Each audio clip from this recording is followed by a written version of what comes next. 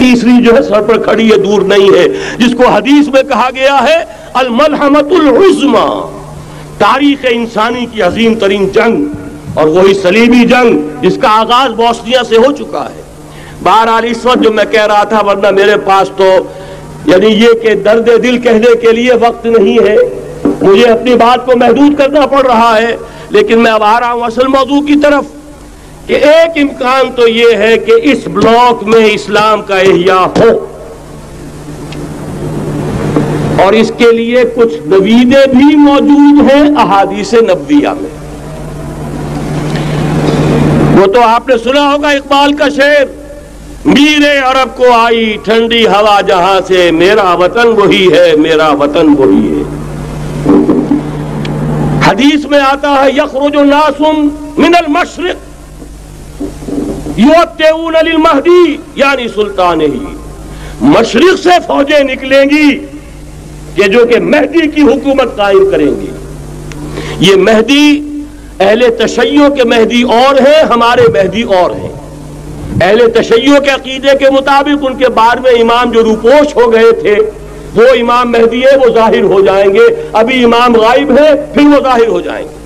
ہمارے نزدیک یہ مہدی پیدا ہوں گے یا ہو چکے ہوں، اور یہ ہوں گے حضرت فاطمہ کی نسل ہی سے رضی اللہ تعالی عنہا، لیکن عالم عرب کے اندر پھر ایک طاقت بن کر ابھریں گے، باطل کی قوتوں کے خلاف جہاد کریں گے، لیکن ان کو مدد آئے گی دو طرف سے، ایک زمینی مدد آئے گی مشرق سے، ایک آسمانی مدد آئے گی، عیسیٰ ابن مریم کا نزول، حضرت مسیح علیہ السلام جو زندہ آسمان پر اٹھائے گئے تھے نازل ہوں گے، اور در حقیقت ان دو مددوں کے نتیجے میں پھر یہود کا قلع قمع ہوگا، اور یہی گریٹر اسرائیل ان کا گریٹر گریو یارڈ بن کر رہے گا، عظیم تر قبرستان بن کر رہے گا۔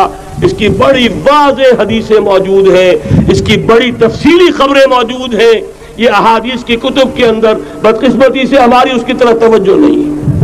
ایک تو یہ ہو سکتا ہے، اسی طریقے سے ایک اور حدیث ہے یخرج من خراسان رایات سود، اور یہ مسلم شریف کی روایت ہے، نوٹ کیجئے گا، نہیں ترمذی شریف کی روایت ہے، یخرج من خراسان رایات سود لا یردها شیء حتی تنصب بإیلیاء، اور خراسان حضور کے زمانے میں آج کے افغانستان کا نام تھا۔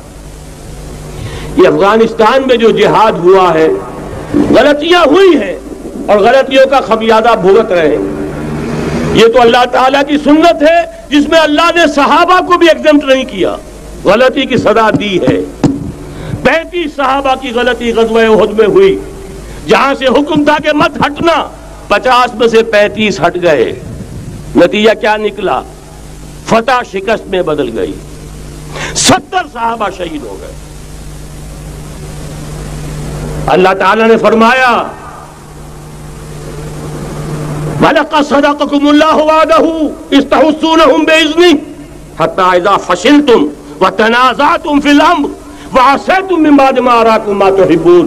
مسلمانوں، ہم سے گلہ نہیں کر سکتے، ہم نے اپنا وعدہ سچا کر دکھا دیا تھا جبکہ تم انہیں گاجر مولی کی طرح کاٹ رہے تھے، لیکن جب تم ڈھیلے پڑ گئے، تم نے ڈسپلن کو توڑا، تم نے اختلاف کیا، تو سزا دی ہم نے۔ تو اگر صحابہ کرام رضوان اللہ تعالی علیہم اجمعین خیر الناس بعد الانبیاء، پوری نوع انسانی کے اندر انبیاء کے بعد بلند ترین انسان، اگر ان کی بھی غلطی کا خمیازہ جو ہے اللہ نے چکھایا، کیوں چکھایا؟ ضروری تھا، آئندہ کے لیے سبق ہو جائے۔ یہ وَلِيُمَحِّصَ مَا فِي قُلُوبِكُمْ، تاکہ تمہارے دلوں کے اندر اگر کہیں کوئی کھوٹ ہے اور پاک کر دیں ہم۔ اس لیے بہرحال غلطیاں ہوئی ہیں افغانستان میں، ایک امام کے ساتھ بیعت نہیں تھی، بلکہ بدقسمتی اور پڑھ کر یہ ہے بیعت کر کے توڑ دی۔ عبد الرسول سیاف صاحب کے ہاتھ پر ہمارے پاکستان کے 7 گروپ جو تھے، انہوں نے عین حرم میں بیٹھ کر بیعت کی اور پاکستان آ کر بیعت توڑ دی، سزا اس کی مل رہی ہے۔ آپس کی خانہ جنگی یوں ہی نہیں ہو رہی، کوئی سبب ہے۔ لہذا یہ سزا تو ملے گی، لیکن جتنا خون یہاں پر خلوص کے ساتھ دیا گیا ہے اس کی مقدار بھی کم نہیں ہے، یہاں سے خیر برآمد ہوگا۔ اور دوسری بات اپنے بارے میں نوٹ کر لیجئے، یہ پاکستان، بچا کھچا Pakistan, what remains of Pakistan, یہ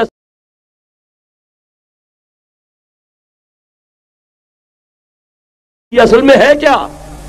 مولانا بہت خوبصورت انداز میں فرما رہے تھے یہ 313 نہیں تھے، اسلام تھا۔ اسی طرح نوٹ کیجئے پاکستان نہیں ہے، 4 صدیوں کی تجدیدی مساعی کا حاصل ہے۔ آپ نے کبھی نوٹ کیا ختم نبوت کے بعد اب سب سے اونچا منصب کس کا ہے؟ مجددین۔ سنن ابی داؤد کی روایت، ان اللہ یبعث فی هذه الامہ علی راس کل 100 عام من یجدد لها دینها۔ اور نوٹ کیجئے کوئی بات ہے، 1000 برس تک سارے مجدد عالم عرب میں پیدا ہوئے، جیسے ہی دوسرا 1000 سال شروع ہوا، الف ثانی کا مجدد اعظم شیخ احمد سرہندی کہاں تھا؟ صنم خانہ ہند میں حاضر ہوا۔ میں شیخ مجدد کی لحد پر، وہ خاک کے ہے زیر فلک مطلع انوار، گردن نہ جھکی جس کی جہانگیر کے آگے، جس کے نفس گرم سے ہے گرمی احرار۔ وہ پھر 12ویں صدی کا مجدد اعظم امام الہند شاہ ولی اللہ دہلوی، 13ویں صدی کا مجدد اعظم سید احمد بریلوی، اس کے خون کا امین اور اس کے ساتھ کے شہداء کے خون کا امین، ان کے جسموں کا امین آپ کا خطہ ہزارہ، آپ کا خطہ سوات، اس میں ان کی جانیں ہیں جو دی گئی ہیں۔ اور وہ نہایت میں آپ سے عرض کر دوں، دور صحابہ کے بعد اتنا خالص اسلامی جہاد پوری مسلمان تاریخ میں نہیں ملے گا جتنا وہ تحریک شہیدین کا تھا۔ 14ویں صدی ہجری میں شیخ الہند جیسا مجاہد اعظم کہ انگریز نے گرفتار کر کے قید بھی کیا ہے، تو کہاں؟ ہندوستان میں نہیں، کہاں؟ جزیرہ سائرس، کیا نام تھا؟ مالٹا، جزیرہ مالٹا بحر روم میں۔ اقبال کے نفس سے ہے لالے کی آگ تیز، ایسے غزل سرا کو چمن سے نکال دو۔ کہیں ہندوستان کی کسی جیل میں ہوا تو شاید اس کے نفس کی گرمی ہی سے کوئی حرارت پیدا ہو جائے۔ اور اسی صدی میں 14ویں صدی ہجری میں اقبال جیسا مفکر، اسی 14ویں صدی ہجری میں مودودی جیسا مصنف، اسی 14ویں صدی ہجری میں مولانا الیاس جیسا مبلغ رحمہم اللہ، عظیم شخصیتیں آج پورے عالم اسلام میں آپ کو تبلیغی دوست ملیں گے۔ یہ کہاں سے شروع ہوئی تحریک؟ دہلی کی ایک چھوٹی سی مسجد سے، وہ مسجد بنگلے والی۔